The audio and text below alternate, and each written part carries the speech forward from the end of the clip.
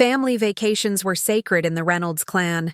The annual pilgrimage to our lakeside cabin in Vermont, the endless photo albums documenting 20 years of s'mores around campfires, competitive canoe races, and late-night card games that ended with someone laughing so hard they'd spill their drink. I was always the one who made sure everyone's favorite snacks were packed, who coordinated the sleeping arrangements so no one felt slighted, who quietly covered the extra expenses that somehow never made it into the group budget. It was chaotic and sometimes stressful, but it was ours.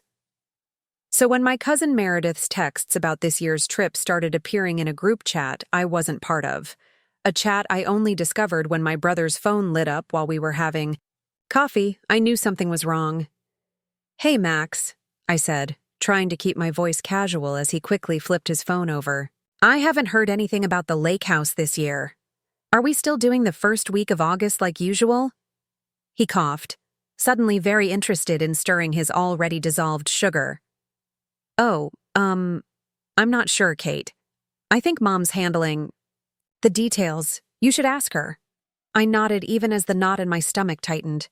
My mother, notorious for leaving vacation planning to me for the past 5 years, suddenly handling the details? That night, I called her, determined to get a straight answer. "Hi, Mom," I said, my fingers fidgeting with a loose thread on my sweater. "Max mentioned you're organizing the lake house trip this year?" "Oh, sweetie," she sighed, voice dripping with that syrupy tone she used when delivering uncomfortable news. "We're doing something a little different this year. Just a small gathering, immediate family only." "Immediate family?" I repeated. "So you, Dad, Max, Aunt Linda, Uncle Paul, and their kids? The people who, coincidentally, never contributed. More than the bare minimum to our shared expenses." "Don't make it sound like that, Kate. It's just, we wanted something more intimate this year. You understand, don't you? You're always so busy with your career anyway." I watched my reflection in the window as the sun set behind my apartment building, casting long shadows across my face. My busy career as an architectural engineer had somehow never been an issue when it came time to transfer the rental deposit for the lake house each year, or when someone needed to coordinate with the property manager about repairs. In fact, I distinctly remembered Aunt Linda cornering me at Christmas, gushing about how excited her daughters were about returning to Vermont this summer. "Sure, I understand," I replied, my voice thinner than I wanted it to be. "It makes sense." After hanging up, I opened my laptop and checked my bank statements. There it was, the $3,200 deposit I'd paid in January to secure the lake house for the first week of August, a deposit that was non-refundable after March 1st, a date that had passed 6 weeks ago. I scrolled through my emails until I found it, the thread between my mother and me from February where she'd forwarded the rental. Company's invoice with a casual, "Kate, can you handle this like usual? We'll all chip in later." I'd transferred the money the same day, adding it to the mental tally of family expenses I covered up front and rarely got fully reimbursed for. For 3 days, I went through the motions at work, checking my phone during lunch breaks, half expecting someone to message with an explanation or an apology. Nothing came. Instead, on Thursday evening, my cousin Meredith accidentally added me to a thread about renting jet skis for the trip, since we have extra room in the budget this year. She quickly removed me, followed by a private text. "Sorry, Kate, wrong chat." I stared at my phone, a cold realization washing over me. Not only was I excluded from a vacation I had paid for, but they were also using the money they would have contributed to my portion to upgrade their experience. I sat on my balcony that night, a glass of wine untouched beside me, piecing together the fragments of conversations over the past few months. My brother asking detailed questions about my upcoming work projects. My aunt inquiring if I was still seeing that nice investment banker from Chicago, a relationship that had ended months ago but would have provided a convenient excuse for my absence. They weren't just excluding me. They had planned it, coordinated it, created a narrative around it. and none of them had the decency to be honest about it. The next morning, I slipped into problem-solving mode, my default setting whenever emotions threatened to overwhelm me. I called the rental company, speaking with Geraldine, the same manager I'd coordinated with for the past 3 summers. Kate. Reynolds! Always good to hear from you. How can I help with this year's family getaway? Just checking on some details, I replied, my voice steadier than I felt. The reservation for the first week of August. How many people does it have listed? Let me pull that up for you, she said, keyboard clicking in the background. Looks like 10 adults, 4 children. Same as last year, right? 10 adults, 4 children, 14 people total. 14 people that, according to my mother, constituted immediate family only. 14 people who weren't me. That's right, I confirmed. And just to verify, the deposit went through back in January? The one I paid with my credit card? Absolutely, honey. We've got you down for the full deposit, $3,200. Balance of $4,800 due upon arrival. You folks are all set for Lakeview Cabin, our premium property. Would you like me to email you the confirmation again? The premium property. The one with the private dock, the outdoor kitchen, the fire pit overlooking the water where we'd gathered every night of every summer vacation since I was 23. The one I'd specifically requested last year when we'd had such a spectacular time.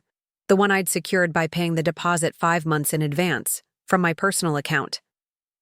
That would be great, Geraldine. And one more thing. Is there any chance of modifying the reservation at this point? Adding a person, perhaps? For you, I'm sure we can make it work, she said warmly. The cabin sleeps 16 comfortably. Just let me know the details when you're ready. I thanked her and hung up, staring at the confirmation email that popped into my inbox moments later. There, it was in black and white. Reservation for the Reynolds family, secured by Catherine Reynolds. My name, my credit card, my family vacation. At work that afternoon, I couldn't focus. The architectural plans for the downtown renovation project blurred before my eyes as I cycled through confusion, hurt, and a slow-building anger that felt foreign in my body. I had always been Kate the reliable, Kate the peacemaker, Kate who carried everyone's emotional and financial burdens without complaint. My colleague Marcus stopped by my desk around 4, concern etched on his face. Everything okay? You've been staring at the same blueprint for 20 minutes. I looked up, startled by the gentleness in his voice. Marcus and I had worked together for years. He knew me well enough to recognize when something was off. Family stuff, I said vaguely. Nothing important. The famous Reynolds family vacation coming up? He asked, leaning against my desk. The one you start planning for in January? I felt something crack inside me, a hairline fracture in the careful facade I'd been maintaining. Apparently not this year, I said, the words tumbling out before I could stop them. I've been informed it's immediate family only. Whatever that means. Marcus's eyebrows shot up. The vacation you organize every year? The one you were telling me about last month when you found that boat rental place? I nodded, feeling ridiculous, even saying it out loud. The one I paid the deposit for in January. $3,200. Non-refundable. Wait, Marcus said, pulling over a chair. They're going on the vacation you planned and paid for, but you're not invited? That's not just rude, Kate. That's theft. Theft. The word landed, like a stone in still water, ripples of recognition spreading outward. I had never thought of it that way, had been raised to believe that family was family. Resources were shared. Sacrifices were expected. But Marcus was right. They were taking something that was mine, something I had paid for, without my consent. Have you confronted them? He asked. I shook my head. My mother gave me some vague explanation about wanting a smaller gathering this year. I've just been processing, Marcus repeated, shaking his head. Kate, you're the most generous person I know, but this isn't right. What are you going to do? It was a simple question, but it hung in the air between us, heavy with implication. What was I going to do? The old Kate, the one who had spent her life smoothing family tensions, making accommodations, absorbing slights with a smile, would do nothing. Would write off the deposit as another contribution to family harmony. Would make plans to work through that week, pretending it didn't matter. But sitting there in my office, the late afternoon sun streaming through the windows, something shifted inside me. A resolve I hadn't known I possessed began to take shape. Don't know yet, I told Marcus, but I'm not just going to let this go. Later that night, I pulled out my laptop and began a new spreadsheet. Column A, date. Column B, expense. Column C, amount. I started with the recent vacation deposit, then worked backward. Christmas presents for my brother's kids that my parents claimed credit for. The emergency plumbing repairs at my parents' house last fall. The airline tickets I purchased for my cousin's destination wedding when she complained they couldn't afford to attend. 5 years of financial outlays, all meticulously documented in my bank statements and credit card bills. By midnight, the total made my stomach clench, $27,456. Almost $30,000 that I had contributed to my family's well-being and happiness over the past 5 years. $30,000 from my hard-earned salary as I built my career, paid off student loans, and tried to save for my own future. $30,000 they had accepted without hesitation, often without thanks, and now apparently without obligation. I closed my laptop, too restless to sleep. The quiet of my apartment felt different now.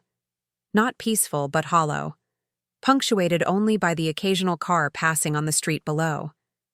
I moved to the window, watching the city lights blink across. The skyline?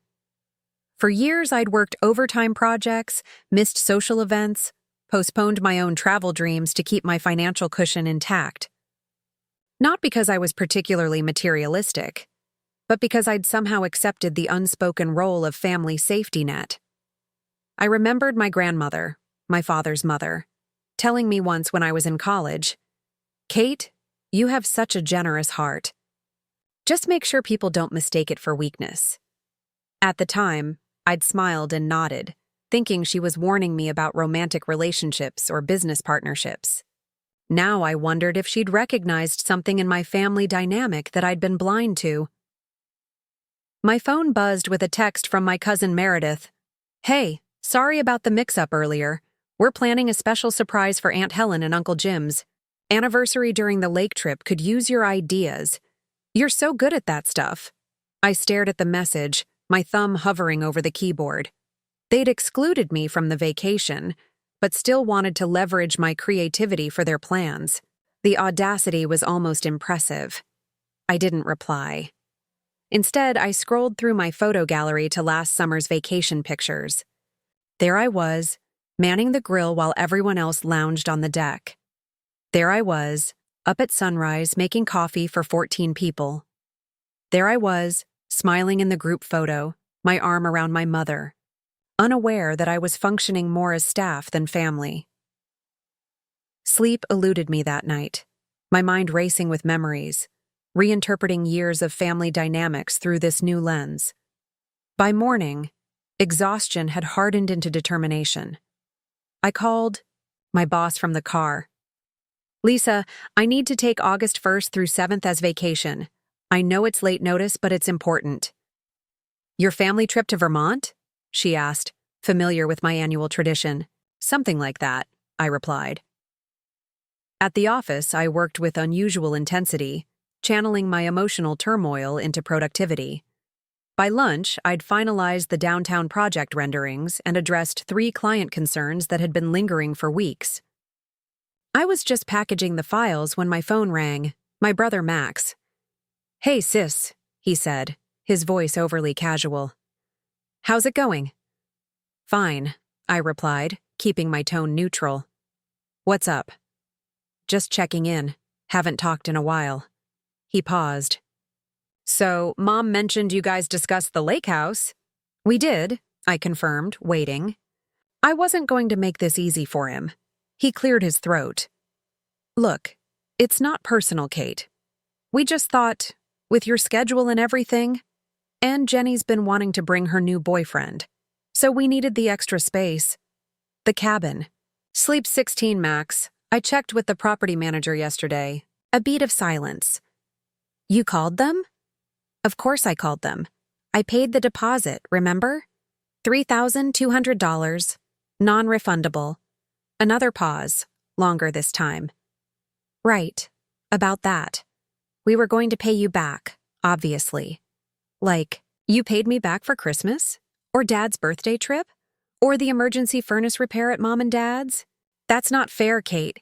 You know things have been tight for us with the kids' tuition. And they haven't been tight for me? I'm still paying off student loans. I had to postpone my kitchen renovation because of the loan I gave Dad last year. Why are you being like this? His voice had shifted from placating to defensive. It's just money. We're family. Are we? I asked, surprising myself with the question. Because from where I'm standing, it feels more like I'm an ATM, you all. Visit when it's convenient. That's ridiculous, he sputtered. You're being overly dramatic. Nobody thinks of you that way. Then why am I suddenly not immediate family when it comes to a vacation I paid for? Why am I good enough to foot the bill but not good enough to be included? It's complicated, Kate. No, Max, it's actually very simple. I paid for the lake house. My name is on the reservation.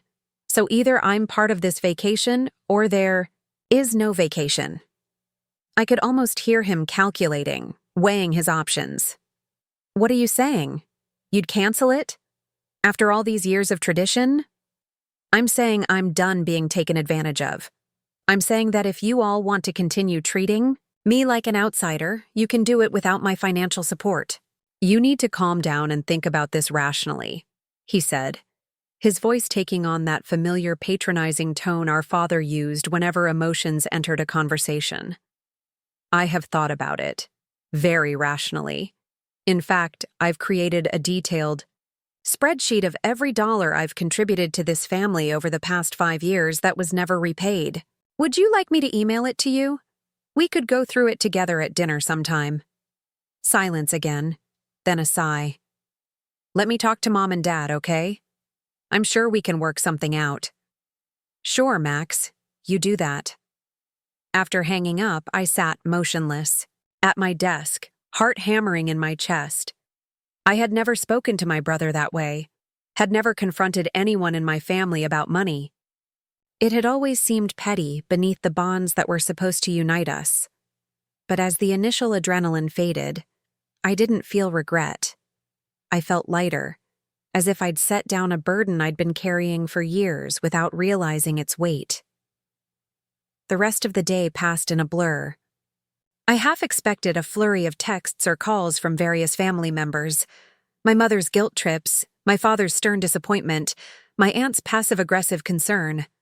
But my phone remained silent. They were regrouping, strategizing, probably, hoping I'd cool off and retreat to my usual accommodating self. They didn't realize that something fundamental had changed. That evening, I did something I'd been putting off for months. I called a real estate agent about listing my condo and looking for a house, something with a yard, maybe in that neighborhood closer to downtown I'd always admired. Something that was just for me, not a compromise based on what my family might need when they visited. I made an appointment for the following week, feeling a thrill of possibility that had nothing to do with anyone else's approval or needs. 3 days passed without word from any family member. No calls, no texts, not even their usual social media activity, tagging each other in nostalgic posts about previous vacations. The silence felt calculated, a technique they'd used before, when I'd occasionally pushed back against their demands. Ignore Kate until she caves and apologizes for making a fuss. It had always worked in the past. I'd inevitably reach out first, smoothing over conflicts I hadn't created. accepting partial acknowledgement of my feelings as if it were a generous concession. But this time, the silence gave me space to think, to strengthen my resolve. I found myself reflecting on patterns I'd never fully confronted. How family gatherings typically featured detailed discussions of everyone's achievements except mine. How my parents proudly displayed photos of my cousins' graduations and weddings, but relegated my professional awards to a drawer. How conversations went quiet when I entered rooms, then resumed when I left. I'd always told myself I was being paranoid or oversensitive. Now I wondered if I'd been gaslighting myself to avoid a painful truth. On the fourth day after my confrontation with Max, my phone finally lit up with my mother's name. I let it ring twice, steeling myself before answering. "Hello, Mom." "Catherine," she began, using my full name, never a good sign. "I've been thinking about our conversation, and I have to say I'm disappointed in your attitude." I said nothing, waiting. "Max tells me you're threatening to cancel the lake house reservation if we don't include you," she continued, her voice tight with controlled frustration. "Do you have any idea how childish that sounds? How selfish?" The old Kate would have backpedaled, immediately, apologizing for causing distress. The new Kate took a slow breath. "It's interesting that you see it as selfish when I expect to be included in a vacation I paid for, but not when everyone else expects to use my money without including me." "It's not about the money," she exclaimed, exasperation bleeding through. "It's about family harmony. You know how stressful these gatherings can be. We thought a smaller group would be more manageable this year." "More manageable," I repeated slowly. "And it didn't occur to anyone that excluding the person who paid the deposit might create its own kind of stress." "We were going to pay you back," she said, echoing Max's empty promise. "Like you paid me back for the plumbing repairs last fall? Or Dad's birthday cruise? Or the new furniture when you redecorated the sunroom?" "That's completely different," she protested. "Those were gifts. You never said you expected repayment." "I never said the lake house deposit was a gift either, Mom. You specifically said, and I quote, 'We'll all chip in later.' Those were your exact words in the email you sent asking me to cover it." A weighted pause stretched between us. "Kate," she finally said, her voice softening into the syrupy sweetness I recognized as her manipulation mode. "I think you're going through something right now. Maybe it's work stress, or a delicate cough. Perhaps you're feeling lonely since things didn't work out with Daniel. It's understandable to feel a bit sensitive."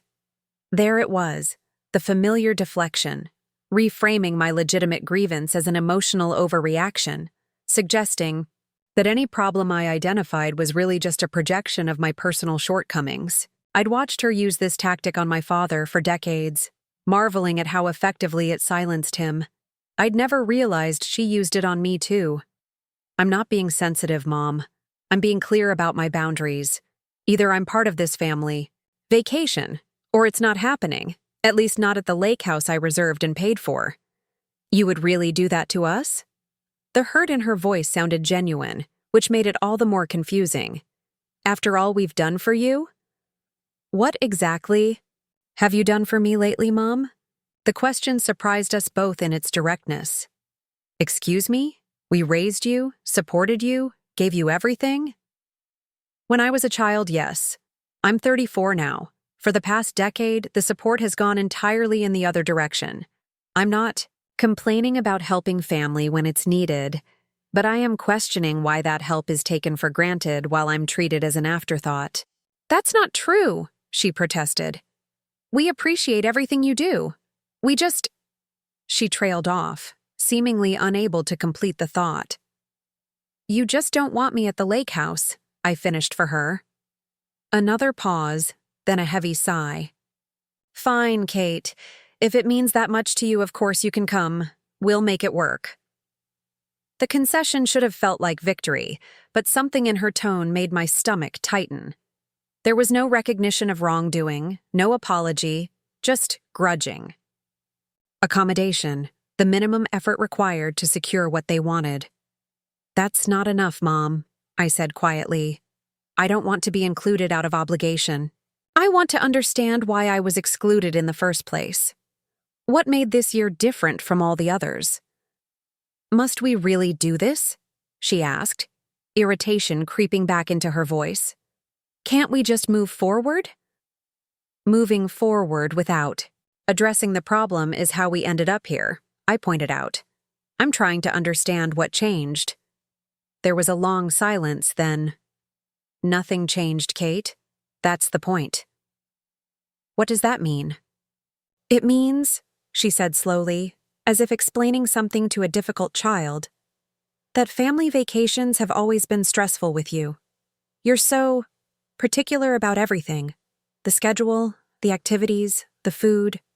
Everyone feels like they're walking on eggshells, afraid of disappointing perfect Kate who's done so much for everyone." Her words hit me like a physical blow. All these years, my efforts to ensure everyone had a good time, rising early to prepare breakfast before they woke, researching activities that would appeal to different age groups, quietly mediating between my bickering cousins, had been interpreted as controlling perfectionism. "So the solution was to exclude me entirely?" I asked, struggling to keep my voice steady. "Not to talk to me about these concerns at any point over the past 5 years?" "We knew you wouldn't take it well," she said, almost gently. "And we were right, weren't we?" I ended the call shortly after, my mind reeling with this new narrative. According to my mother, I wasn't the selfless supporter I'd believed myself to be, but an oppressive perfectionist whose very presence made vacations unbearable for everyone else. Could she be right? Had I fundamentally misunderstood my own role in the family? The question haunted me as I left work early, too distracted to focus on blueprints and client meetings, and drove aimlessly through the city streets, trying to reconcile two vastly different versions of reality. I ended up at Jackson Park, a quiet spot by the river where I often came to think when my apartment felt too confining. The late afternoon sun filtered through the oak trees as I found an empty bench overlooking the water. A family was having a picnic nearby, their children's laughter carrying on the breeze. I watched them, wondering if they too harbored undercurrents of resentment beneath their smiling exteriors. My phone buzzed with a text from my Aunt Linda. "Kate, honey, heard you're upset about the lake house. Just wanted to say we all appreciate everything you do for the family. Hope you can understand we were just trying something different this year. No acknowledgement of the financial aspect. No genuine apology. Just vague platitudes designed to smooth things over without addressing the real issue." I slipped my phone back into my pocket without responding. An older woman took a seat at the other end of my bench, nodding politely before opening her book. The normalcy of the moment, sitting in a park on a beautiful day, felt surreal against the chaos of my emotions. Had I truly been so blind to how my family perceived me? Was I the villain in their story? The controlling perfectionist? They tolerated only for my financial contributions? I thought back to last summer at the lake house. I had spent weeks planning the perfect vacation, researching local events, creating a shared calendar so everyone could see the options, stocking the kitchen with everyone's favorite snacks. I remembered my cousin Jennifer's comment at the time. "Kate, you don't have to try so hard. We'd be happy with just burgers on the grill." I'd taken it as a compliment about my attention to detail, but what if it had been a criticism? Then again, I also remembered how quickly everyone had claimed the best bedrooms before I even arrived, how my brother had forgotten to pick me up from the airport as promised, forcing me to rent a car at the last minute, how no one had helped with cleanup after meals until I'd finally said something on day 3. The memory of my mother's response still stung. "Not everyone is as particular as you, Kate. Some of us are here to relax." I pulled out my phone again and opened my calendar, scrolling back through the previous year. There it was, evidence that couldn't be rewritten or denied. Dentist appointments I'd scheduled for my nephews when my brother claimed he was too swamped to handle it. 3 separate occasions when I'd driven my mother to medical appointments because no one else was available. The emergency call from My father when his car broke down 2 hours away, and I was the only one he'd thought to contact. These weren't the actions of a family that found me controlling or difficult. These were the actions of people who relied on me when it was convenient and discarded me when it wasn't. The realization didn't bring satisfaction, only a profound sadness that settled in my chest like a physical weight. My phone rang again. My sister-in-law Amanda this time. I hesitated before answering. "Kate? Do you have a minute?" "Sure," I replied cautiously. "I just wanted to... I overheard Max talking to your mom about the lake house situation." Her voice was uncharacteristically tentative. Amanda was usually the blunt one in the family, the person who said what everyone else was thinking. "I think you should know what's really going on." I straightened on the bench. "I'm listening." "This whole immediate family thing wasn't about you being controlling or whatever nonsense your mom is claiming. It was about Jennifer wanting to bring her new boyfriend's family along, his parents and sister. There wasn't enough room for everyone, so I was the one who got cut," I finished when she trailed off. "Max and your mom figured you wouldn't make a fuss, that you'd just accept whatever explanation they gave you." She paused. "I told them it was wrong, especially since you paid the deposit. But you know how it is when your mom gets an idea in her head." I did know.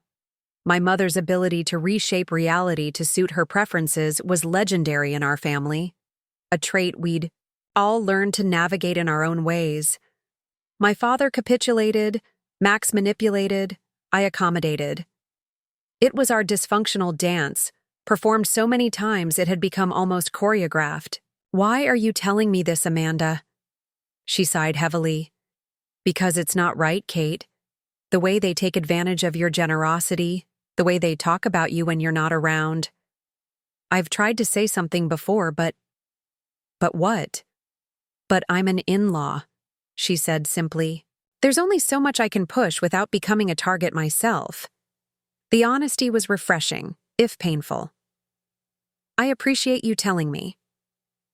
"There's something else," she added, her voice dropping slightly. "Your mom's been telling everyone that you insisted on coming to the lake house just to be difficult, that you threatened to cancel it out of spite." Of course she had. My mother had always been skilled at controlling the narrative, especially when it came to family conflicts.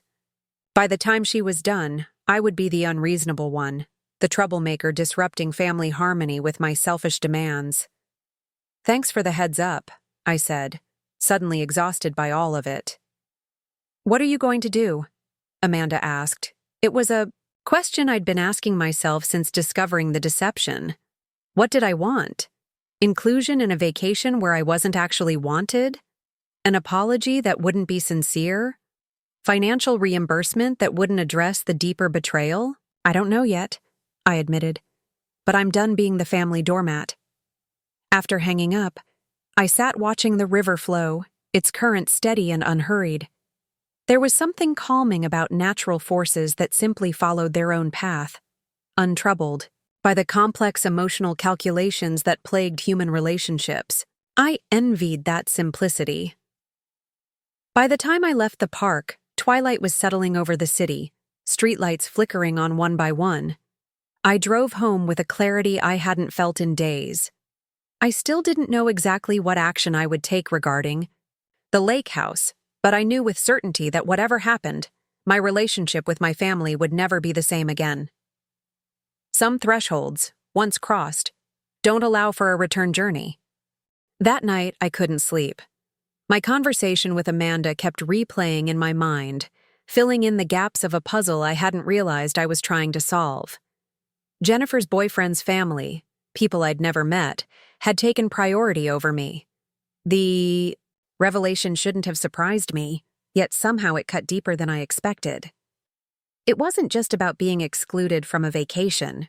It was about being erased from my own family narrative, replaced by strangers who had more perceived value. At 2 a.m., I gave up on sleep and moved to my small home office, powering up my laptop. The blue light illuminated the darkness as I opened, my emails, searching through years of correspondence with my family. There they were, dozens of requests for help, for money, for time, each one framed as an emergency or special circumstance. Each one met with my immediate response. Looking at them chronologically revealed a pattern I hadn't noticed in real time. The requests had increased while the expressions of gratitude had decreased, as if my assistance had transformed from gift to expectation.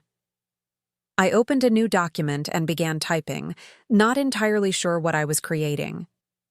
Words flowed from my fingers, unfiltered and raw, all the thoughts I'd swallowed over the years, all the moments I'd felt invisible or used, all the times I'd convinced myself that family obligation trumped personal boundaries. It wasn't a letter, or a plan, just a purging of emotions I'd kept buried for too long. By dawn, I had 12 pages of text and a strange sense of calm. I made coffee and stepped onto my balcony, watching the city wake up around me. My phone buzzed with a text from my father. "Your mother is very upset. Call her when you get a chance." No mention of why she was upset, no acknowledgement of the situation, just the familiar expectation that I would rush to smooth her ruffled feathers. I set the phone down without responding and continued sipping my coffee. At work, I found myself unusually focused, as if the emotional clarity I'd gained overnight had sharpened my professional abilities as well. I finalized designs for the riverfront project, addressed client concerns about the downtown renovation, and even volunteered to present at next month's industry conference, something I'd been avoiding due to my typical accommodation of family demands on my time. My colleague Marcus stopped by my desk during lunch. "You look different today," he observed. "More, I don't know, present?" I smiled, realizing he was right. "I've been doing some thinking about boundaries." "About the family vacation situation?" I nodded. "Among other things." "And?" he prompted. "And I'm done letting people treat me like an ATM with no feelings." He grinned. "Good for you, Kate. It's about time." That afternoon, I did something I'd been contemplating for months, but had always found reasons to postpone. I scheduled a consultation with a financial advisor, not the one my parents used, who had once advised me to help family whenever possible, after I'd mentioned my concerns about the frequency of monetary requests, but someone new, someone who would prioritize my financial health without emotional entanglements. As I walked to my car after work, my phone rang again. Cousin Jennifer this time. I almost let it go to voicemail, then decided I was curious enough to answer. "Kate, hi." Her voice was artificially bright. "How's my favorite cousin?" "Fine," I replied, keeping my tone neutral. "What's up, Jen?" "Well, I've been thinking about the lake house, and I feel just terrible about the confusion. I never meant for you to feel excluded." "It wasn't confusion, Jennifer. It was a deliberate decision not to invite me." My directness surprised us both. She faltered. That's not entirely true. We just had limited space this year with Ryan's family coming along." "The cabin sleeps 16, I reminded her. "There was plenty of room for everyone." "Well, yes, technically, but—" She trailed off, then tried a different approach. "Look, I know you're upset about the deposit. This isn't about the money," I interrupted. "It's about the fact that no one had the decency to be honest with me. Instead, you all created this narrative about immediate family only, while planning to bring people I've never even met. Ryan's parents are very important to me," she said defensively. "I wanted them to experience our family tradition, and I'm not important to you?" The question hung in the air between us. "I've been part of that tradition for 20 years, Jennifer. I've helped create it. I've funded it, and you decided I was disposable." "That's not fair," she protested. "You're twisting everything." "Am I? Tell me honestly, whose idea was it to cut me from the guest list? Yours? My mother's? Was it a group decision?" Her silence told me everything I needed to know. "That's what I thought," I said quietly.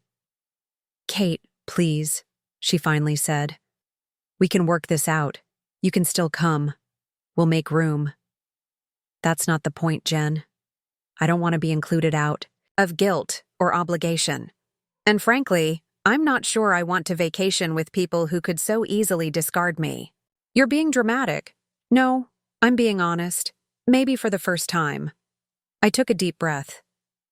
"Enjoy the lake house, Jennifer. I hope Ryan's family appreciates it." I ended the call and continued to my car, surprisingly unburdened by the conversation. Each time I spoke my truth aloud, it became easier, more natural, as if I were exercising a muscle that had atrophied from disuse. That evening, I found a small package waiting at my door, a book titled Boundaries: When to Say Yes, How to Say No, with a note from Amanda. "Thought you might find this useful. You're stronger than you know." The gesture touched me more deeply than I expected, a reminder that not everyone in my orbit saw me as merely a resource to be utilized. I settled onto my couch with a glass of wine and the book, prepared to spend the evening exploring concepts I'd neglected for most of my adult life. But before I could begin reading, my phone lit up with an incoming email. It was from Geraldine at the Lake House Rental Company.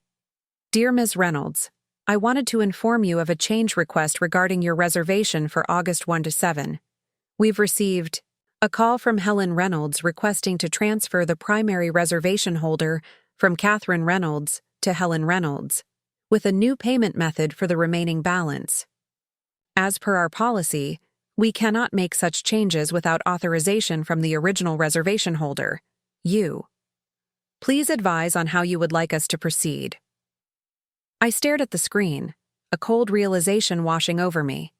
They weren't just planning to exclude me, they were actively trying to erase me from the vacation entirely, to transfer my reservation as if I were merely an administrative obstacle to be overcome.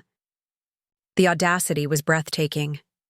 I set my wine glass down, hands shaking slightly with a combination of anger and disbelief. This was the final confirmation I needed. In their eyes, I wasn't family. I was a resource, a convenience, a stepping stone to what they wanted. Nothing more. I sat motionless for several minutes, staring at Geraldine's email as if it might transform into something less devastating. The practical part of my brain cataloged options. I could authorize the transfer and walk away. I could refuse and force a confrontation. I could cancel the reservation entirely. But beneath these tactical considerations churned a deeper, more visceral response. Profound betrayal. They hadn't even waited for me to agree to being excluded before attempting to seize control of the reservation. The preemptive action revealed a certainty that I would eventually capitulate, as I always had. With methodical precision, I drafted a response to Geraldine. "Thank you for checking with me before making any changes. Please do not authorize any transfer of the reservation. As the contract holder and the person who paid the deposit, I'll be maintaining my status as the primary reservation holder. Any future requests to change this should be directed to me directly." I hit send before I could second-guess myself. Then immediately composed a second email requesting an itemized breakdown of the remaining balance and payment options. My phone rang almost immediately after. My mother. I let it go to voicemail, then listened as her message unfolded exactly as I'd anticipated. Confusion about why the rental company had misunderstood her request, insistence that she was just trying to help by taking over the payment details, subtle implications that I was making things unnecessarily complicated, not a word about the fact that she had attempted to circumvent me entirely. I forwarded Geraldine's email to Amanda with a brief message. "FYI, this is what I'm dealing with." Then I set my phone to Do Not Disturb and returned to the Boundaries book, suddenly feeling its relevance with renewed urgency. The next morning, I woke with a clarity that had eluded me for days. I opened my laptop and navigated to the document I'd started in the early hours the previous day, reading through my raw, unfiltered thoughts with the fresh perspective of a new day. Among the emotional outpourings and documented slights were the seeds of a resolution, not just for the immediate lake house situation, but for the deeper pattern of exploitation that had characterized my family relationships for years. I began revising the document, transforming it from emotional catharsis into structured plan. By the time I'd finished my second cup of coffee, I had created 2 columns: what I will no longer accept and what I will require going forward. The boundaries were clear, specific, and non-negotiable. For perhaps the first time in my adult life, I was prioritizing my own well-being over family expectations. At work, I threw myself into finalizing the riverfront development plans, grateful for the professional challenges that required my full attention. During lunch, I received a text from my brother. "Mom's really upset about the lake house thing. Can you just call her and smooth things over?" The familiar request landed differently now. "Max," I typed back, "this isn't something I can smooth over. Mom tried to transfer my reservation without my knowledge or consent. That's not a misunderstanding. It's deliberate." "She was just trying to simplify things," he replied almost immediately. "You know how she gets when she's planning events? Simplify things by removing me from a vacation I paid for? By going behind my back to the rental company? That's not simplification, it's manipulation." When he didn't respond right away, I added, "And why are you always the designated peacemaker? Why is it my responsibility to manage Mom's emotions, but never anyone else's job to consider mine?" "That's not fair," he finally wrote back. "We all deal with Mom in our own ways." "Yes," I agreed, "and my way has always been to give in, to accommodate, to prioritize her feelings over my own. Not anymore." "So what are you saying? You're going to cancel the reservation out of spite? Ruin everyone's vacation because your feelings are hurt, Ichthoe?" Accusation stung, but I recognized the defensive deflection for what it was. "I haven't decided what I'm going to do about the reservation yet," I replied honestly. "But I am done being treated like an ATM and an afterthought." "No one thinks of you that way," he protested. "Actions speak louder than words, Max. You all excluded me from a vacation I organized and paid for, then tried to transfer my reservation without even telling me. What message do you think that sends?" He didn't respond again, and I didn't push. The ball was in his court now, all of their courts. I had laid my truth bare, and how they responded would tell me everything I needed to know about the future of our relationships. That evening, I met with the financial advisor I'd contacted, a sharp-eyed woman named Diane, who listened without judgment as I outlined my financial entanglements with my family. "So, over the past 5 years," she summarized after I'd finished, "you've contributed nearly $30,000 to various family expenses, most of which were presented as temporary assistance but never repaid." I nodded, hearing the situation. Described so clinically made it sound absurd, almost fictional. "And you've consistently prioritized these family requests over your own financial goals. Home improvements, retirement savings, the master's degree you mentioned considering." Another nod, accompanied by a flush of embarrassment. How had I allowed this pattern to continue for so long? "Ms. Reynolds," Diane said, leaning forward slightly, "based on what you've shared, I'd like to be direct. Your family has been taking advantage of your generosity to subsidize their lifestyles at the expense of your financial security. This isn't sustainable, nor is it healthy." "I know that now," I admitted. "I'm trying to establish boundaries." "Good," she said approvingly. "In financial terms, that means creating what I call a family assistance budget, a predetermined amount you can afford to give annually without compromising your own goals. Once that budget is exhausted, the answer is automatically no, regardless of the circumstances." The concept was so simple, yet it had never occurred to me to limit my family contributions this way. "What's a reasonable amount?" I asked. She smiled. "That depends entirely on your financial situation and priorities. Let's start by clarifying those, then work backward to determine what's actually affordable for you. For the next hour, we meticulously reviewed my finances: income, expenses, savings, investments, debt. By the time we finished, I had not only a clearer picture of my financial health, but also a concrete plan for strengthening it. A plan that included specific limits on family assistance and prioritized my long-deferred personal goals. One last thing, Diane said as our meeting concluded. Financial boundaries aren't just about money. They're about valuing yourself enough to expect reciprocity in relationships. Don't let anyone convince you that protecting your own resources is selfish. It's necessary. I carried her words with me as I drove home, turning them over in my mind alongside all the revelations of the past week. The picture forming was uncomfortable but undeniable. I had been complicit in my own exploitation by consistently prioritizing others' needs above my own, by accepting the narrative that giving without limit was the only way to prove my love and worth. No more. As I pulled into my parking space, my phone buzzed with a text from my father. "Your mother is heartbroken. Family dinner tomorrow night at our house, 7 p.m. We need to talk this through like adults. Not a request, but a command. The familiar. Expectation that I would appear when summoned, ready to absorb whatever emotions the family needed to discharge. But the woman who had automatically responded, 'Of course I'll be there,' no longer existed. 'I'm not available tomorrow night,' I typed back.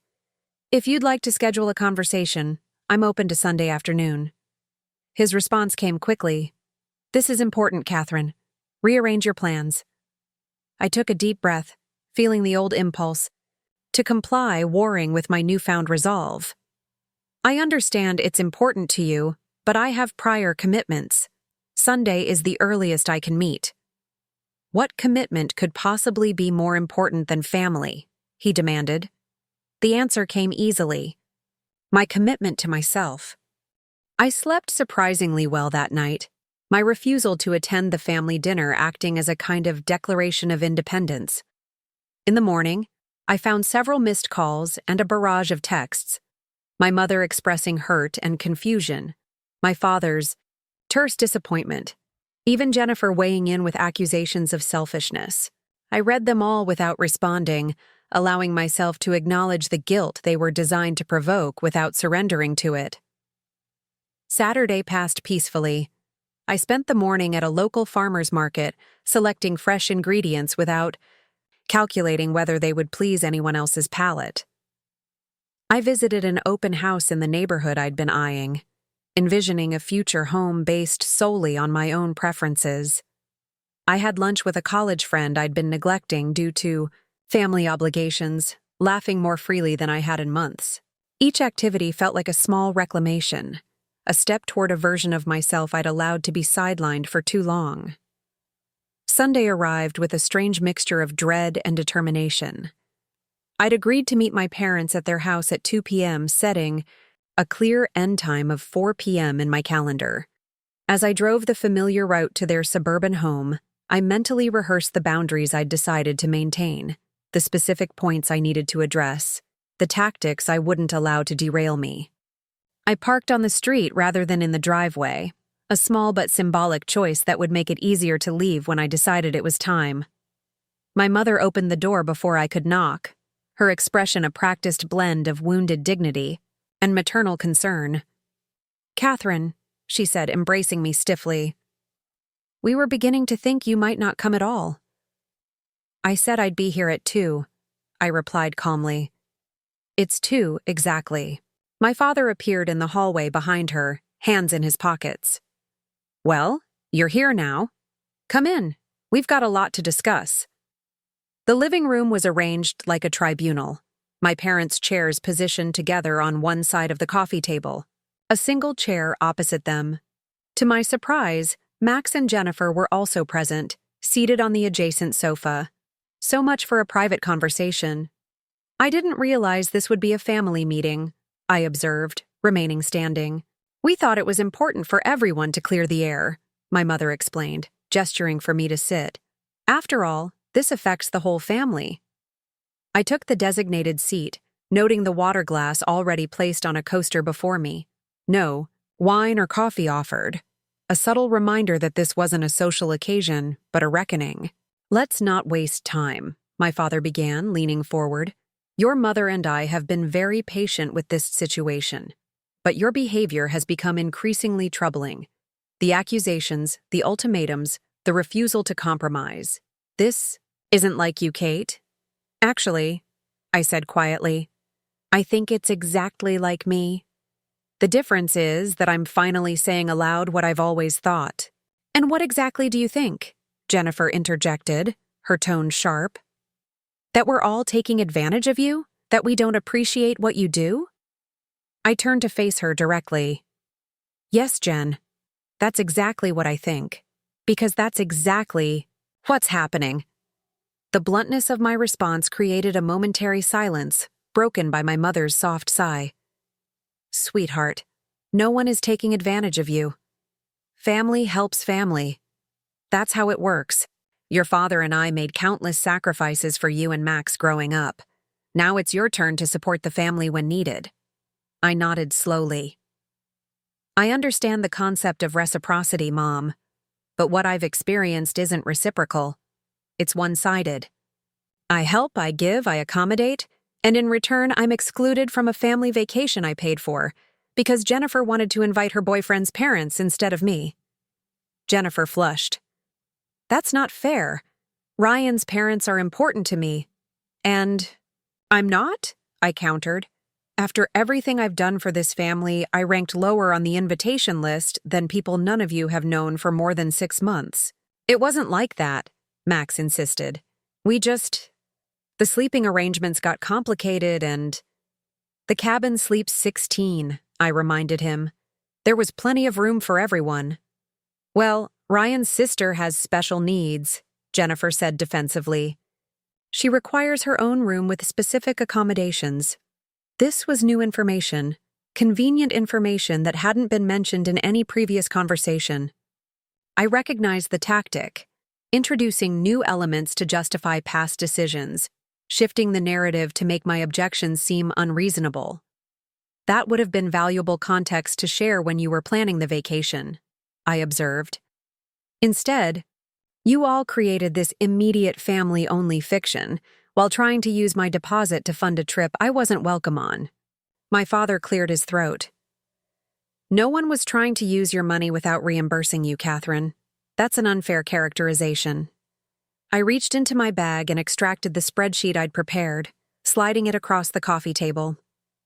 Here's a record of every loan, every gift, every financial contribution I've made to this family over the past 5 years. The total is just over $27,000. How much of that has been repaid? They stared at the document, none of them reaching to pick it up. That's different, my mother finally said. Those were gifts, not loans. Were they? Because I distinctly remember being told I'll pay you back as soon as I can on multiple occasions. I remember Max promising to reimburse me for the roof repair at his house once his bonus came through. I remember Dad saying the cruise was just a temporary advance until his investments matured. Max at least had the grace to look uncomfortable. Things have been tight with the kids' tuition. Things have been tight for me too, I interrupted. I've put off buying a house, delayed grad school, taken on extra projects, all while continuing to respond whenever any of you needed financial help. So that's what this is about, my father concluded. Money. After everything we've done for you, you're keeping score like we're some kind of business transaction. No, I said firmly. It's not about the money itself. It's about what the money represents. It's about the pattern of taking my contributions for granted while excluding me from the family narrative. It's about attempting to transfer my lake house reservation without even consulting me. It's about the fact that none of you, not one, has actually apologized for any of this. Jennifer rolled her eyes. Here we go with the victim routine. Poor Kate, so generous, so underappreciated. Something inside me went very still at her words. I looked at her, really looked at her, and suddenly saw with perfect clarity the dynamic that had shaped our relationship for years. Jennifer had always been the favorite, the golden child whose needs and wants took precedence. I had been the responsible one, the reliable one, the one who could be counted on to make sacrifices without complaint. Our roles had been assigned long ago, and any attempt to step outside them was met with resistance. "I'm not playing victim, Jen," I said calmly. "I'm establishing boundaries. There's a difference." "Boundaries," my mother repeated, as if the word were foreign. "What exactly does that mean in practical terms?" I took a deep breath. "It means I'll no longer provide financial support without clear terms and repayment schedules. It means I expect to be treated with the same consideration I show others. It means I refuse to be excluded from family events while simultaneously being expected to help fund them." "And the lake house?" my father asked. "Are you going to cancel it out of spite? And ruin everyone's vacation?" "I haven't decided yet," I answered honestly. "But I can tell you this. I won't be attending a vacation where I'm not genuinely wanted. And I won't continue funding family activities where I'm treated as an outsider." My mother's eyes filled with tears, her go-to response when logical arguments failed. "I don't understand why you're doing this, Kate. We've always been so close." "Have we?" I asked gently. "Or have you just always been able to count on me doing whatever you wanted, regardless of the cost to me?" The question hung in the air, unanswerable and damning. Max shifted uncomfortably on the sofa, while Jennifer stared out the window, arms crossed defensively. My father studied his hands, suddenly fascinated by his wedding ring. "I love you all," I continued, filling the silence. "But love without respect isn't healthy. And lately, I haven't felt respected at all." "So what happens now?" my father finally asked, his voice gruff with emotion. "You hold the lake house hostage until we meet your demands?" "I don't have demands, Dad. I have standards, and it's up to all of you whether you want to meet them." I left my parents' house at exactly 4 p.m. as planned, despite my mother's tearful attempts to prolong the conversation and my father's increasingly frustrated demands for concrete decisions about the lake house. As I drove away, I felt neither triumph nor despair, just a strange, hollow clarity. The meeting had confirmed what I'd suspected. They viewed my boundaries not as legitimate needs, but as weapons I was wielding against them. My desire for reciprocity and respect was, in their eyes, an unreasonable disruption to a system that had served them well for decades. The next morning at work, I received an email from Geraldine at the rental company. The subject line read, "Options for your reservation," and I opened it with a mixture of curiosity and trepidation. "Dear Ms. Reynolds, following our previous correspondence regarding your reservation for August Worcester 7, I wanted to present some options that might help resolve the current situation. As we discussed, you paid a non-refundable deposit of $3,200. However, given the circumstances, we could offer the following alternatives. Maintain your current reservation with no changes. Transfer your reservation to another available property. We have a smaller lakefront cottage that might better suit your needs if you're planning to attend alone or with fewer guests. Apply your deposit to a different week later in the season, subject to availability. Convert your deposit to a credit for a future stay within the next 18 months. Please let me know which option would work best for you, and we'll proceed accordingly." The email surprised me with its flexibility. I had assumed my options were binary: keep the reservation or lose the deposit entirely. Geraldine's suggestions opened possibilities I hadn't considered. I was contemplating my response when Marcus appeared at my desk, 2 coffee cups in hand. "You look like you could use this," he said, setting one before me. "Rough weekend?" "Complicated," I admitted, accepting the coffee gratefully. "Family drama continues to unfold." "Any resolution with the vacation situation?" I gestured to my screen. "The rental company just offered some alternatives. I'm trying to decide what makes the most sense. He leaned against my desk. What do you want to happen? It was such a simple question, yet no one, not my family, not even myself, had really asked it directly. What did I want? I don't want to punish my family by canceling a tradition that matters to everyone, I said slowly, thinking aloud. But I also don't want to reward their behavior by letting them use my deposit for a vacation I'm not part of. Those aren't the only options, Marcus pointed out. You could use the reservation yourself. Invite friends instead of family. The idea was so obvious yet so revolutionary that it momentarily stunned me. The lake house reservation was mine. I could fill it with people who genuinely valued my presence. The mental image came unbidden. Evenings on the deck with friends who contributed equally to conversations, mornings where responsibilities were shared without resentment, photos where my smile wasn't forced through gritted teeth. I never even considered that, I admitted. That's because you're still thinking about the reservation as a family asset rather than something that belongs to you, he observed. Old habits die hard. He was right. Despite everything, I was still framing my decisions around my family's expectations and reactions, still struggling to fully claim what was legitimately mine.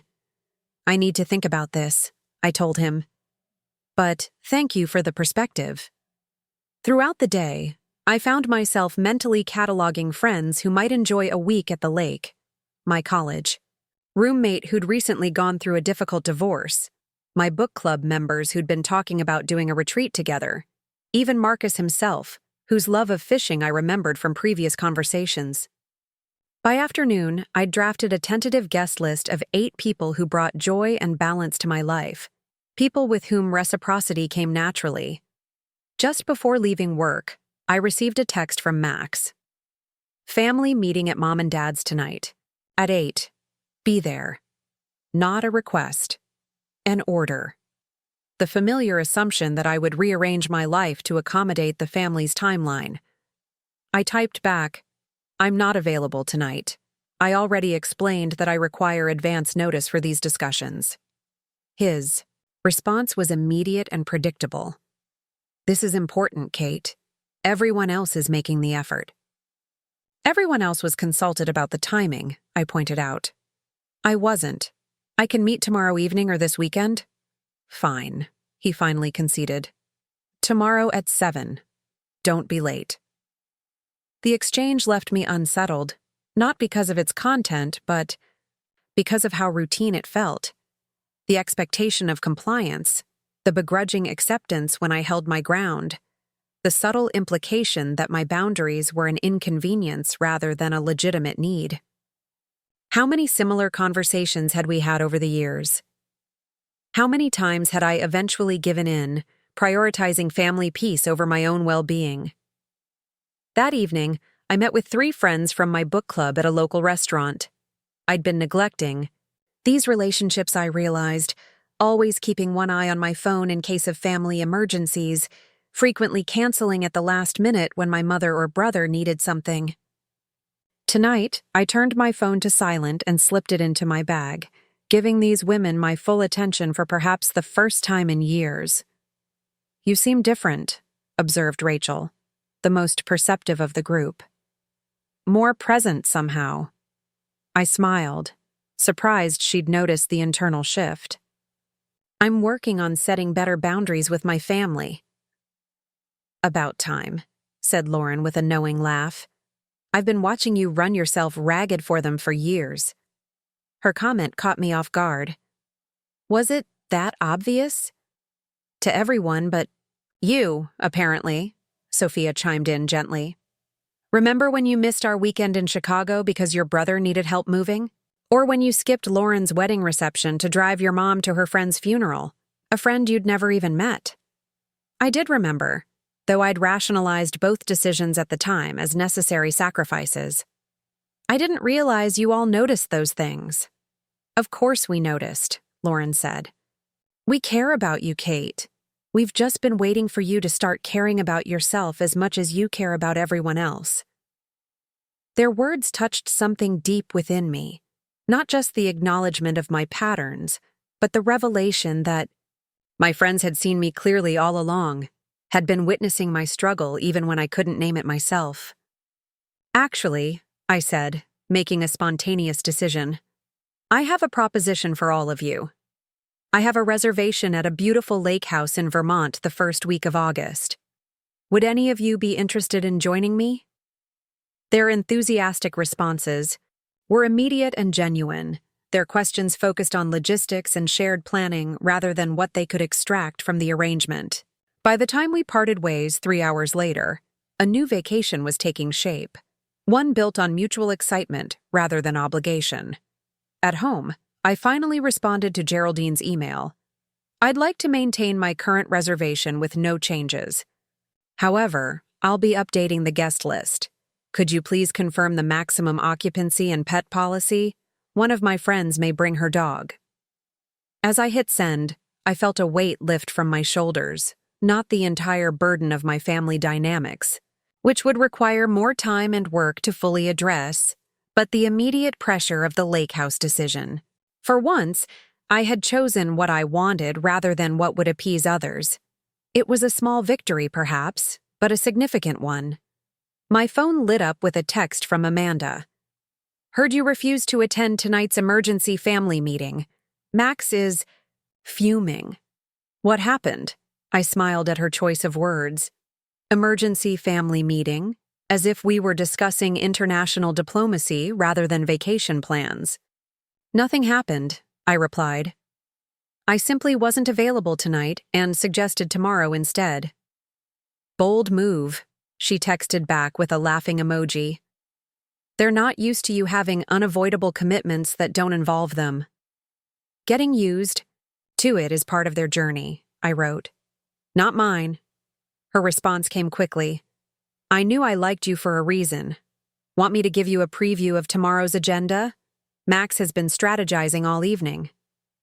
I considered her offer, tempted by the insider information, but ultimately declined. Thanks, but I'd rather not come in with preconceptions. I'm trying to respond authentically rather than strategically. Fair enough, she replied. Just know I'm in your corner, whatever happens. Her support meant more than I could express in a text message. It was confirmation that my stance wasn't unreasonable, that someone within the family sphere could see the situation clearly and still align with my perspective. It strengthened my resolve for whatever awaited me tomorrow night. Before sleeping, I updated my boundaries document, refining and clarifying the standards I intended to maintain going forward. This wasn't about punishing my family or extracting concessions. It was about establishing a new normal where mutual respect was non-negotiable, where love didn't require self-erasure, where my needs carried equal weight to everyone else's. Whether they could adapt to this paradigm remained to be seen, but my commitment to it was no longer in question. The following evening, I arrived at my parents' house at precisely 7 p.m., mentally prepared for whatever tactics they might employ. This time, I chose to park in the driveway, a small declaration that I intended to engage on equal footing, not with one foot already pointed toward escape. My mother opened the door before I could knock, her expression unreadable. Everyone's in the dining room, she said, leading me through the house without our usual exchange of pleasantries. I was surprised to find not just my immediate family, but also Aunt Linda and Uncle Paul seated around the formal dining table, a space typically reserved for Thanksgiving and Christmas gatherings. The setting felt deliberate, designed to emphasize the gravity of the situation and perhaps intimidate me with a united front. Conspicuously absent was Amanda, the one family member who had shown me genuine support. Kate. My father nodded from the head of the table. Thank you for joining us. I took the only empty seat, directly across from Jennifer, whose tight smile didn't reach her eyes. Where's Amanda? I asked Max. She had to work late, he replied, not meeting my gaze. A text vibrated in my pocket. I discreetly checked it. They told me the meeting was canceled. Call me after. The deliberate exclusion of my sole ally confirmed my suspicions about the nature of this gathering. This wasn't a discussion, it was an intervention. We've been talking about the lake house situation, my father began without preamble, and we think we've found a solution that works for everyone. I remained silent, waiting. Experience had taught me that their definition of works for everyone typically meant works for them. We understand you're upset about feeling excluded, my mother continued, her voice gentle as if soothing a temperamental child. And we acknowledge that perhaps we could have communicated better about the arrangements this year.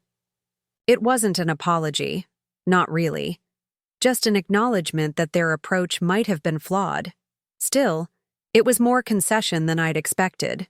So we've revised the plan, Max said, sliding a printed document across the table. We're proposing a split week. The first half, Saturday through Tuesday, will be the original group, including Ryan's family. Then they'll leave, and you can join us for Wednesday through Saturday. That way, everyone gets lake time, and no one feels left out. I glanced at the document, which outlined the proposed schedule in meticulous detail. My portion of the week was highlighted in yellow, with scheduled activities already designated. Wednesday, Kate arrives, family dinner. Thursday, hiking day. Friday, boat rental, Kate to coordinate. We think it's the perfect compromise, Jennifer added. Ryan's parents can only stay through Tuesday anyway, and this way you still get to be part of the vacation. I looked up from the paper, taking in their expectant faces. They genuinely believed they'd crafted a reasonable solution, one that allowed them to maintain their original plan while making a nominal concession to my feelings. The presumption was staggering. So to clarify, I said slowly, I would arrive after Ryan's family leaves, essentially getting the second choice portion of the week that no one else wanted? That's not how I'd put it, my father frowned. We're trying to accommodate everyone's needs here.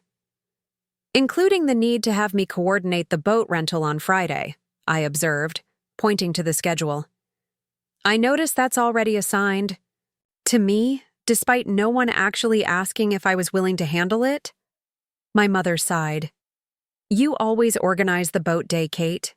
You're so good at it. And the larger point, I continued, ignoring her attempt at flattery, is that this entire plan was created without any input from me. Again, you're still deciding when and how I'm allowed to participate in a vacation that I paid for. We thought, you'd be pleased, Aunt Linda interjected, speaking for the first time. This gives you what you wanted. Inclusion in the family vacation. No, I corrected her gently. What I wanted was to be treated as an equal member of this family, not as an afterthought whose presence needs to be carefully scheduled around more important guests. You're being inflexible, Jennifer accused. We're trying to find a middle ground here. Middle ground would involve asking what solution would work for me, not presenting me with a unilateral decision and expecting gratitude, I replied. And, frankly, the time for negotiating my inclusion was before you planned a vacation using my money and excluding me from it, not after I called you out on it. The room fell silent for a moment, tension thickening the air. What exactly do you want, Catherine? My father finally asked, his patience visibly fraying. We're offering you a compromise. Take it or leave it. His phrasing, take it or leave, it crystallized everything wrong with our family dynamic. Even in supposed reconciliation, there was no real negotiation, no recognition of my agency or worth beyond what served their purposes. I've made my decision about the lake house, I said, my voice steady despite the racing of my heart. I'm keeping the reservation. Well, finally, my mother exclaimed, relief evident in her expression. So you'll accept our proposal? No, I clarified. I mean, I'm keeping the reservation for myself and my guests. I've invited friends to join. Me for the week. The stunned silence that followed was almost comical. 5 faces frozen in identical expressions of disbelief. You can't be serious, Jennifer finally sputtered. You'd rather vacation with friends than family? I'd rather vacation with people who value my presence, I corrected her. People who see me as more than a convenient resource. This is ridiculous, my father declared, face flushing. You're going to throw away 20 years of family tradition out of spite? I'm not throwing away anything, I said calmly. I'm choosing to spend my vacation with people who treat me with respect. The tradition ended when you all decided I wasn't essential to it. My mother's eyes filled with tears. I can't believe you would do this to us, after everything we've done for you. That's exactly the problem, Mom, I said gently. You see my boundary as something I'm doing to you, rather than something I'm doing for myself. And you keep referencing everything you've done for me in the past, as if that obligates me to accept mistreatment in the present.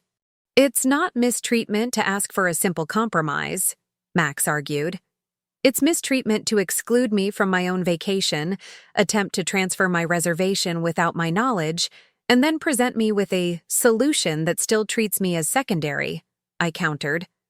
And honestly, the fact that none of you can see that is exactly why I need space from this family dynamic.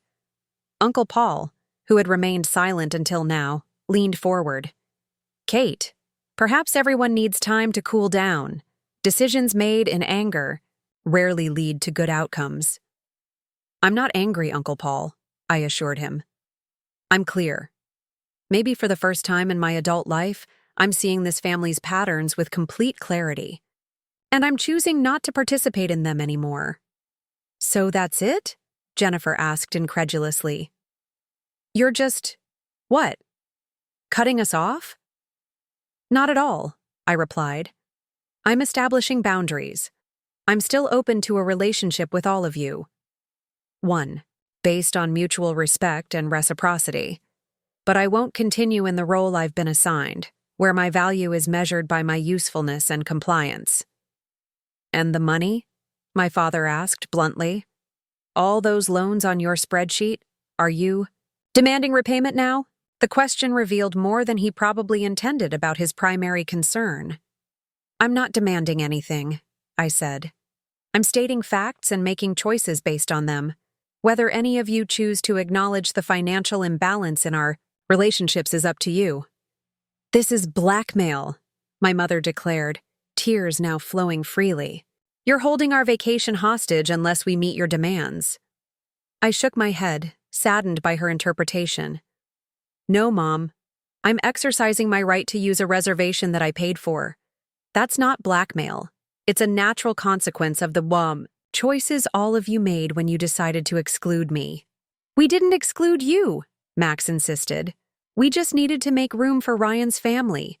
And in making that choice, I pointed out, you communicated very clearly where I rank in the family hierarchy.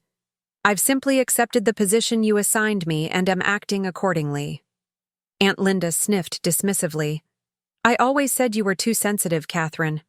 Even as a child, you took everything so personally. Perhaps, I acknowledged. Or perhaps I've simply reached my limit for being taken for granted. Either way, my decision stands. The reservation remains in my name, and I'll be using it with my guests as planned. My father's hand came down hard on the table, causing water glasses to jump. This is unacceptable. We've planned around this vacation for months. People have taken time off work, made arrangements. Based on a vacation you knew I paid for but wasn't invited to, I finished for him. That was a gamble on your part, and unfortunately, it didn't pay off. And if we refuse to accept this? He challenged. I met his gaze steadily. Then you'll need to make alternative vacation plans. The rental company has confirmed that as the contract holder who paid the deposit, I control the reservation. They won't allow any changes without my authorization. A tense silence fell over the table as the finality of my position sank in. I hadn't come to negotiate. I had come to inform.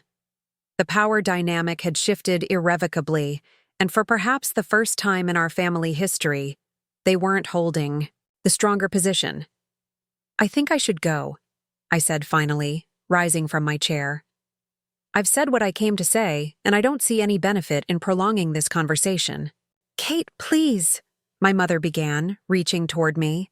Don't do this to our family. I paused, my heart breaking for her genuine distress, even as I recognized the manipulation inherent in her framing. I'm not doing anything to our family, Mom. I'm simply refusing to continue doing things for our family at the expense of my own well-being. There's a difference. With that, I walked out, my steps steady despite the emotional earthquake I'd just triggered. In the driveway, I took a moment to breathe deeply, expecting to feel guilt or doubt or grief. Instead, I felt an unfamiliar lightness, the weightlessness of having finally put down a burden I'd carried for far too long. As I drove home, my phone erupted with notifications, text messages from every family member who had been at the dinner, each one a variation on the same theme. Disbelief, anger, accusation. I silenced the notifications and called Amanda instead, needing the perspective of someone who understood my family but wasn't blinded by their shared narrative. "What happened?" she asked immediately. Max came home looking like he was about to explode. I gave her a concise summary of the meeting, the compromise they'd presented, and my decision to keep the lake house reservation for myself and friends. She whistled low. "Bold move, Kate. Can't say I'm surprised they didn't take it well." "They acted like I'd announced plans to burn down the family home," I said, shaking my head though she couldn't see it, as if using my own reservation is some unforgivable betrayal of family values. "That's because it is, to them," Amanda pointed out. "You've challenged the entire power structure. In their worldview, your resources belong to the collective, but the collective's decisions don't need to include you." Her assessment was uncomfortably accurate. "Do you think I made a mistake?" I asked, surprising myself with the question. "No," she replied without hesitation. "I think you did what you needed to do. Finally. The question is whether you'll stick with it when the pressure really starts." "What do you mean?" "Right now they're in shock," she explained. "But once that wears off, they'll switch tactics.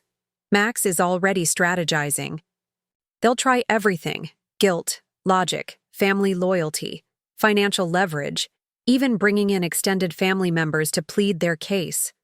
Are you prepared for that?" I considered her warning. "I think so. I've never felt clearer about anything." "Good," she said. "Because I guarantee within 48 hours, you'll get a call from your grandmother or that cousin you helped through college, or someone else they think you won't say no to." Her prediction proved unnervingly accurate.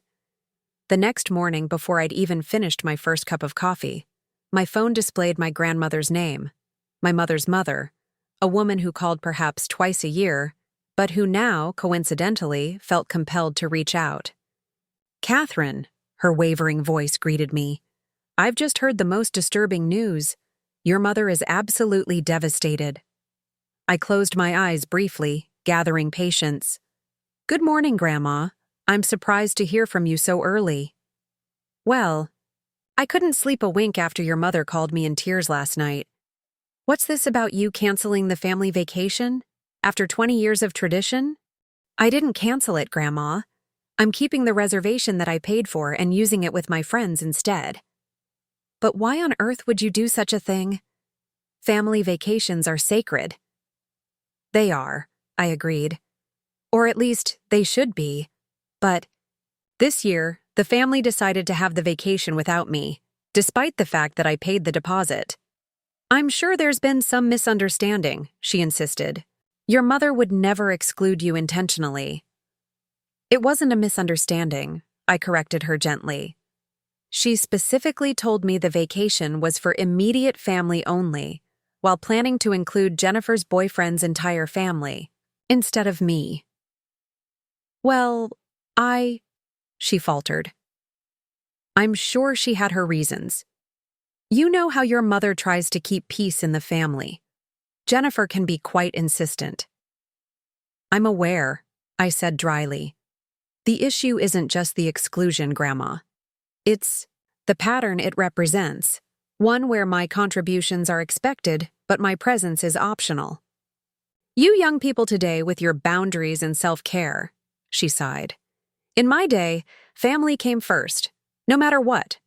We didn't keep score about who paid for what. This isn't about keeping score, I explained, wondering how many times I would need to clarify this point. It's about reciprocity and respect. And frankly, family should come first for everyone involved, not just for me. Well, I think you're being very selfish, she declared. Your mother is heartbroken, your father is furious, and everyone's vacation is ruined. All because you couldn't be flexible for a few days. I recognized the tactic, reframing my refusal to be mistreated as selfishness, positioning my boundary as the problem rather than the behavior that necessitated it. It was so familiar, it almost made me laugh. I'm sorry you see it that way, Grandma, I said, genuinely regretting the distance in our perspectives. I love you, and I value our relationship. But I've made my decision.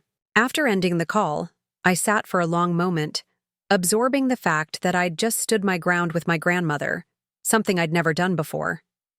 There had been a time when her disapproval would have devastated me, would have sent me scrambling, to make amends regardless of whether I'd done anything wrong. Now, while I felt sad about her perception, I recognized it as exactly that. Her perception, shaped by her generation and her relationship with my mother, not an objective truth I needed to accept. Throughout the day, Amanda's prediction continued to manifest with almost comical precision. My cousin James, whom I'd helped financially during graduate school, texted to express his concern. My father's brother called to mediate the situation.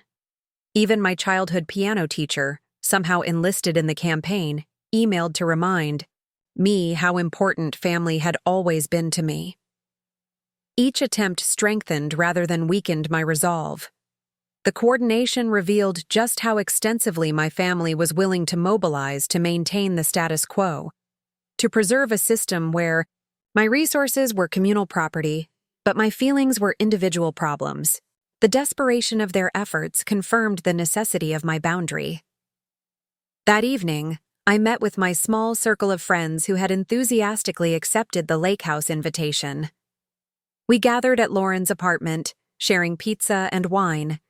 As we planned our vacation week, I was thinking we could do a boat day, Rachel suggested, scrolling through rental options on her tablet. Split the cost 5 ways. It's actually pretty reasonable. And I'd love to cook a few meals, offered Sophia, who was a talented chef. We could take turns handling dinner, make it a showcase of everyone's specialties. I know some amazing hiking trails in the area, added Lauren. My ex and I went up there a few years ago. There's this one route that leads to the most spectacular waterfall. As they discussed possibilities, each person naturally contributing ideas, resources, and enthusiasm, I was struck by the contrast with my family's approach. There was no assumption that any one person would handle all the planning or bear a disproportionate share of the cost. There was no hierarchy determining whose preferences took priority. It was collaborative in a way family events had never been. Kate? Marcus's voice pulled me from my thoughts. You got quiet. Everything okay? I smiled, genuinely moved by his concern. Everything's perfect, actually. I was just thinking how different this feels, planning a vacation where everyone has equal input and responsibility. Isn't that normal? Rachel asked, then winced as she realized the implication. Sorry, that came out wrong. No, you're right, I assured her. It should be normal. It just hasn't been, in my experience. Well, it is now, Lauren declared, raising her wine glass. To new traditions, equal partnerships, and a vacation where everyone's presence is valued. We clinked glasses, and for the first time since discovering my family's deception, I felt the knot in my chest fully loosen. I wasn't just losing something by standing my ground. I was gaining something infinitely more valuable. Relationships built on mutual respect rather than obligation and exploitation. Later that night, I received one more text, this one from my brother. Mom's talking about canceling her knee surgery because of all this stress. Hope you're happy with what you've done. It was a low blow, even for Max, weaponizing our mother's health to induce compliance. In the past, it would have worked. I would have immediately called Mom, apologized profusely, and abandoned my position to alleviate her stress. Instead, I took a deep breath and replied, I'm sorry to hear she's considering that. Her knee surgery is important for her quality of life, and delaying it would only cause her more pain. I hope you're encouraging her to prioritize her health regardless of family disagreements. His response came quickly. So you don't care? That's cold, even for you. I care deeply about Mom's health, I wrote back. What I don't accept is the implication that I'm responsible for her medical decisions. That's emotional manipulation, Max, and it's not going to work anymore. I set my phone down, expecting another angry text, but none came.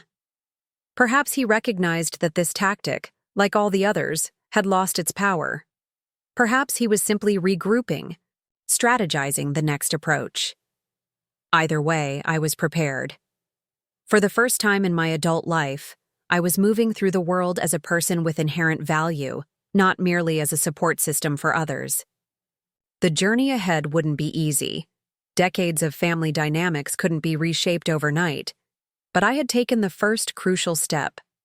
I had declared, through both words and actions, that my worth wasn't contingent on my usefulness, that my needs weren't subordinate to everyone else's, that my boundaries weren't negotiable based on others' convenience. And regardless of what came next, that alone was a victory worth celebrating. The week leading up to the lake house vacation passed, in a blur of preparation and sporadic family contact. My mother's attempts at reconciliation shifted from tearful recriminations to brittle politeness, eventually settling into resigned acceptance as she realized my position wouldn't change. My father maintained radio silence, expressing his disapproval, through absence rather than confrontation. Jennifer alternated between angry texts and social media posts vaguely referencing family betrayal, while Max limited his communication to practical matters regarding our parents. The most surprising development came from Amanda, who called 3 days before the trip with unexpected news. I told Max I'm coming with you to the lake house, she announced without preamble. I nearly dropped my phone. You did what? I told him I'm going with you and your friends, she repeated calmly. He didn't take it well. I can imagine, I said, still processing this turn of events. Why, though? Won't that make things even more difficult with the family? She laughed, a short, decisive sound. Probably. But I'm tired of the hypocrisy. The way they've treated you is wrong, and I'm not going to pretend otherwise to keep the peace. Besides, she added, her voice softening, I could use a real vacation, one where I'm not responsible for managing everyone's emotions or mediating conflicts every 5 minutes. Are you sure? I asked, genuinely concerned about the ramifications for her. They'll see it as choosing sides. I am choosing sides, she stated simply. The side of what's right. And frankly, watching you stand your ground has been inspiring. If you can establish boundaries after a lifetime of accommodating them, maybe I can too. Her support touched me deeply, not just for its own sake, but for what it represented. Validation from someone who understood the family dynamic from the inside.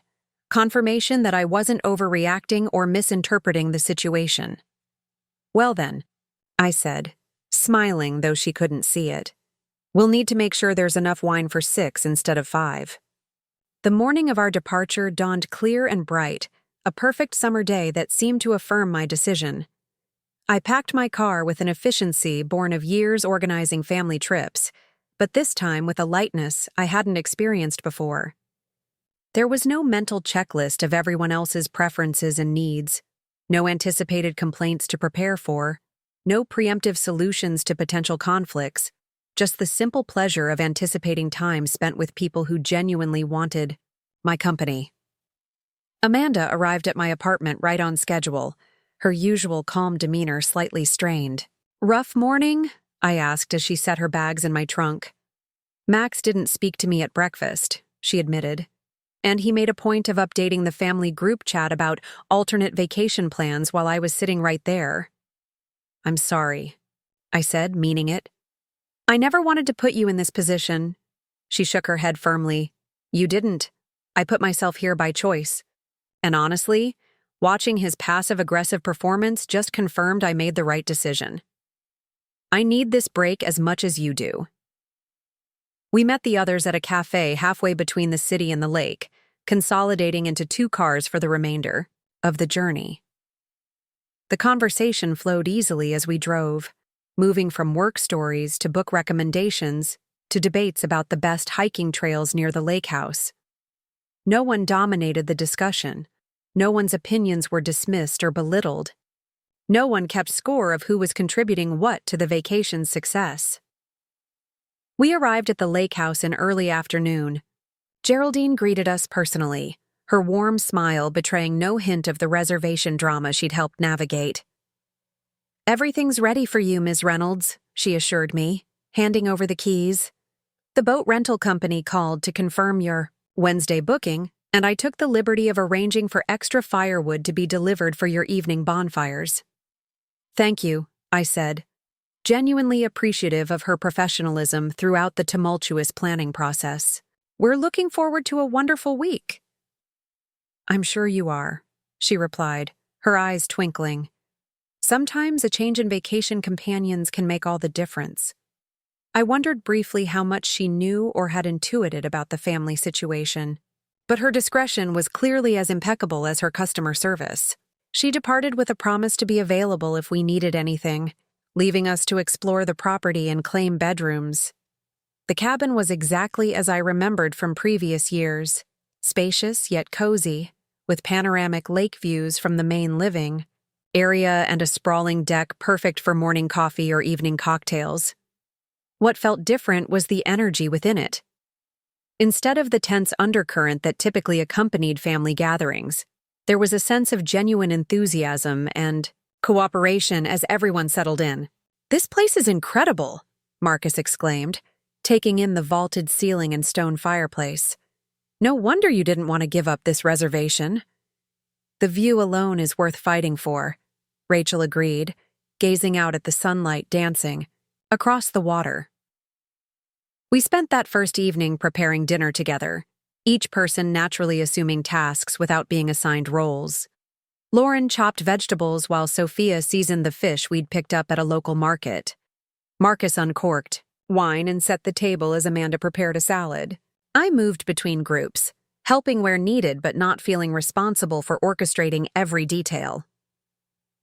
As we gathered around the table on the deck, glasses raised in a toast to our week ahead, I felt a profound sense of rightness, not the vindictive satisfaction of having won against my family, but the quieter, deeper contentment of honoring my own worth. The lake stretched before us, reflecting the sunset in ribbons of gold and rose, the same beautiful view I'd shared with my family for 20 years. But for the first time, I was fully present to enjoy it, unburdened by the weight of unmet expectations and unacknowledged sacrifices. "To new traditions," I said, echoing Lauren's toast from our planning night. "And to friendships where everyone's presence matters." "To boundaries," Amanda added with a knowing smile, "and the courage to maintain them." We clinked glasses and dug into the meal, conversation and laughter flowing as naturally as the wine. Later, as we sat around the fire pit watching sparks rise into the darkening sky, my phone buzzed with a text from my mother. "The condo we rented as a backup plan isn't nearly as nice as the lake house. I hope you're satisfied with how things turned out." I could have responded defensively or apologetically. I could have ignored it entirely. Instead, I simply wrote back, "I am. I hope you find a way to enjoy your vacation too." Then I silenced my phone, slipped it into my pocket, and rejoined the circle of friends who had chosen to be with me. Not because of obligation or history or what I could provide for them, but simply because they valued my company and I valued theirs. In that moment, surrounded by genuine affection and respect, I knew with absolute certainty that I had made the right choice, not just about the vacation, but about the kind of relationships I deserved in my life going forward. The lake house, that had once symbolized my family's exploitation, now represented something entirely different. The beginning of a new chapter where my boundaries were honored, my contributions were reciprocated, and my presence was genuinely desired. It wasn't the ending I had anticipated when I first discovered the deception, but it was infinitely more satisfying than any compromise that required me to accept less than I deserved. As summer faded into autumn, something unexpected happened. My spreadsheet, the one detailing years of unrepaid loans to my family, arrived in the mail with a check attached. It wasn't for the full amount, but it represented the beginning of restitution. The accompanying note from my father was brief. "This is a start. We have more work to do." It wasn't an apology, not quite, but it was an acknowledgement. The first tangible sign that my boundary setting had catalyzed genuine reflection. Subsequent family gatherings remained awkward, conversations carefully navigating around certain topics, but slowly a new dynamic emerged. When I declined to host Thanksgiving, no one accused me of betrayal. When I established clear terms for a loan to Max, he didn't protest or guilt-trip me. The most profound shift came 6 months after the lake house incident. My mother called to ask if I'd help plan her 70th birthday celebration. "We've always valued your organizational skills," she said, her voice tentative, "but I understand if you'd rather not take it on." The old Kate would have immediately agreed, grateful for the recognition. The new Kate paused, considering. "I'd be happy to co-plan it with Jennifer," I replied. "We could divide responsibilities equally." My mother's surprise was audible. Yes, that could work. I'll speak with her." The birthday party became a turning point, Jennifer and I collaborating as equals, each contributing ideas and effort, neither dominating or disappearing. It wasn't perfect, but it was progress. A year after the lake house stand, I found myself back at the same rental for a long weekend. This time with a mixed group of friends and family members who had demonstrated their respect for my boundaries. We sat on the deck watching the sunset, Amanda beside me with her new boyfriend, Marcus, across from us, deep in conversation with my cousin James. "Did you ever imagine we'd end up here?" Amanda asked quietly. "After everything that happened?" I shook my head, smiling at the scene before me. Never. But I wouldn't change how it unfolded. The journey had been painful, messy, and at times heartbreaking. But it had led me to something invaluable. Relationships built on mutual respect, rather than expectation and exploitation. As I watched the people I loved enjoying each other's company, I realized that by refusing to accept less than I deserved, I had ultimately created space for something better. For all of us.